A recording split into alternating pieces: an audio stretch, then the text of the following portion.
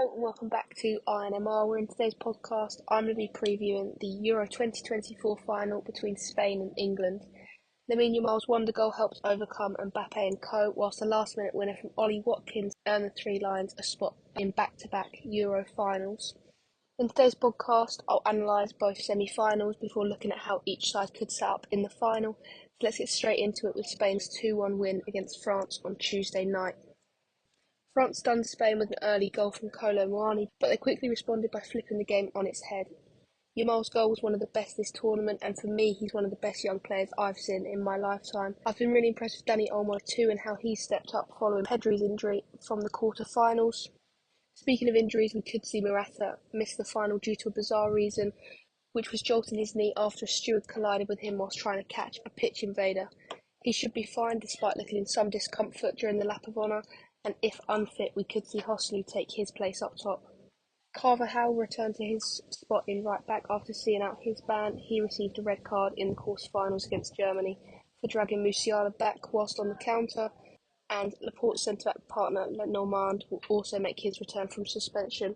Spain are by far the favourites after terrific performances on the much harder side of the draw, but they can't afford to get too complacent against England. England overcame Ronald Koeman's Dutch side with a 91st minute winner from super sub Ollie Watkins. The Villa striker was brought on in the 81st minute alongside Cole Palmer, who assisted the goal.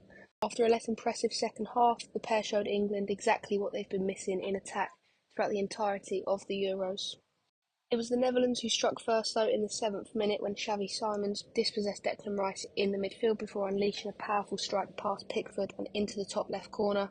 There were question marks around whether Rice should have done better, but for me, I think after missing out to the ball, it was Walker and Stones who didn't react quick enough and close Simons down, which led to him being able to take that shot on under no pressure.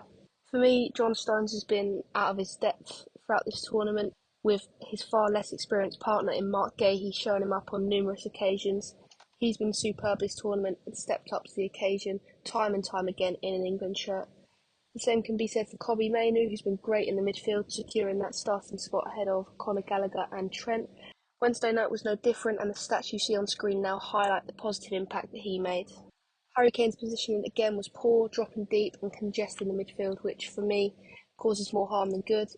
For example, there were numerous occasions where a great ball was played on into the box and he wasn't on the penalty spot. Instead, he was outside the 18-yard box due to his tendency to drop deep and get involved in the play. And I think if Ollie Watkins had started the game, there's no way he would have been sitting here on the edge of the box behind Foden. He'd be in between the two defenders there on the penalty spot and inevitably would have scored.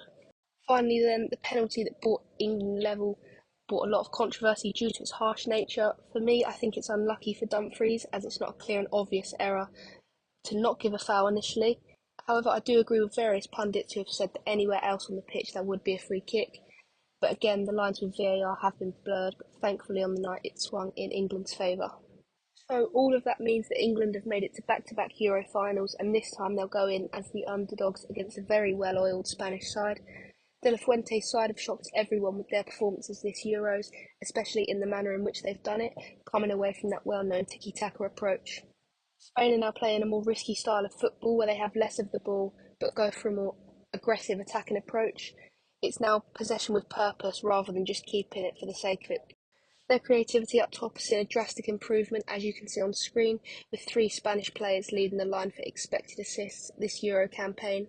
Yamal has been at the heart of that, and if you take a look at his stats in the final third, it shows that he is earning his plaudits for a very good reason. He isn't just a young player taking part, he is one of Spain's best and most influential players. Spain have won all their games this tournament and have just one more to go against a mostly underwhelming England side on Sunday. For England, the performances have slowly but surely improved, with their best one coming yet against the Netherlands. Some bold chances were finally made and they paid off immediately. The obvious sub would have been Tony for Kane, but Southgate took a risk by giving Watkins a chance, and it turned out to be a decision that would put England within reach of their first European Championship victory. In my opinion, Rice could play a key role on Sunday, and I think he's been very underappreciated this Euros. Despite losing out to Simons for the opening goal in the Netherlands match, Rice was everywhere for the remainder of the match. As Spain have forward-thinking midfielders, Rice could be pivotal in starting quick counter-attacks to catch out the Spanish. So long as he can keep players like Fabian Ruiz quiet, he could lead England to victory whilst going under the radar. So if we take a look now at the potential starting 11 for Spain, there aren't many changes apart from obviously people returning from suspension. So in goal we have Unai Simon, back four of Cucurella, Laporte, Lenormand and Carvajal, obviously those latter two returning from suspension. In the midfield it'd be Rodri, Ruiz and Olmo, and then up top of course Williams, Yamal and Morata.